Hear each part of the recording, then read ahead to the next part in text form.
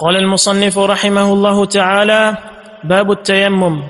عن عمران بن حسين رضي الله عنه أن رسول الله صلى الله عليه وسلم رأى رجلا معتزلا فلم يصلي في القوم، فقال: يا فلان، ما منعك أن تصلي في القوم؟ فقال: يا رسول الله، أصابتني جنابة ولا ماء. فقال: عليك بالصعيد فإنه يكفيك. اس حدیث کا موضوع یہ ہے کہ ایک شخص کو جنابت کا عارضہ ہو اور پانی موجود نہ ہو اور نماز کا وقت بھی آ جائے تو وہ کیا کرے؟ جنوبی ہو، پانی موجود نہ ہو اور نماز تیار ہو تو اس کے لیے کیا حکم؟ یہ تیمم کا باب ہے۔ تیمم کو لغوی معنی قصد کرنا اور اصطلاحی شرعی معنی یہ ہے کہ پانی موجود نہ ہونے کی صورت میں پاک مٹی کا قصد کرنا۔ یہ پانی موجود ہو لیکن بندہ مریض ہے، پانی استعمال کرنے سے اس کا مرض بڑھ سکتا ہے تو وہ بھی پاک مٹی کا قصد کر لے، یہ شرعی طور پر تیمم کہلاتا ہے۔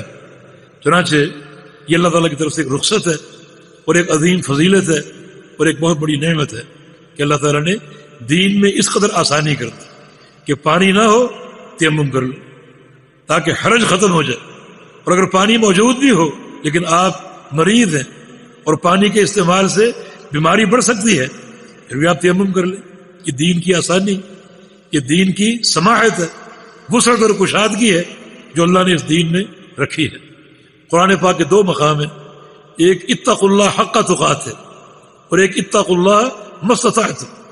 اللہ سے ڈرو جس طرح ڈرنے کا حق ہے، حق کے تقوی یہ عزائم کے تعلق سے ہے۔ کھڑے ہو کے نماز پڑھو، سجدہ کرو، رکوع کرو، یہ حق کے تقوی۔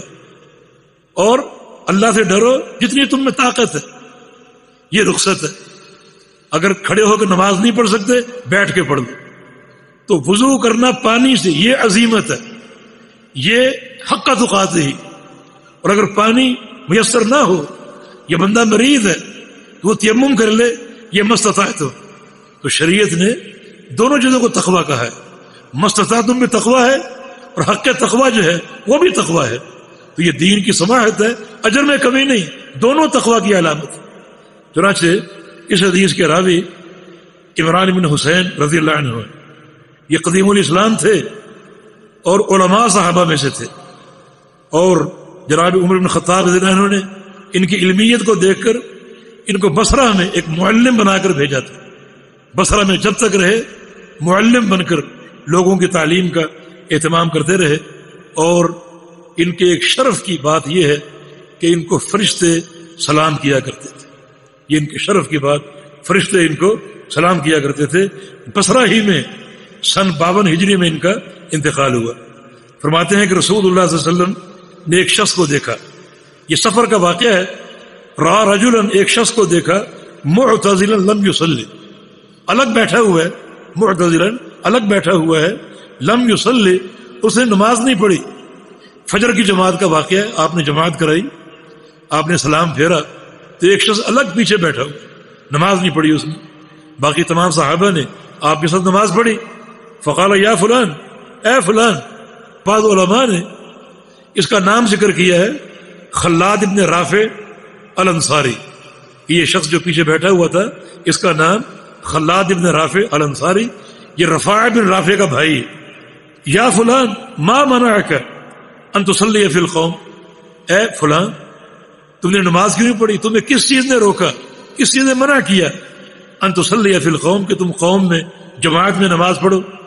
فقال یا رسول اللہ اصابتنی جنابۃ، یا رسول اللہ صلی اللہ علیہ وسلم مجھے جنابت کا عارضہ ہو گیا تھا، ولا ماء، اور پانی میرے پاس نہیں تھا، پانی موجود نہیں تھا اور جنابت کا عارضہ لاحق ہو گیا تھا۔ فقال، فرمایا، علیک بالصعید فإنہ یکفیک، تمہارے لیے پاک مٹی کافی تھی، تم پاک مٹی سے تیمم کر لیتے، فإنہ یکفیک، وہ پاک مٹی کا تیمم تمہیں کفایت کر جاتا۔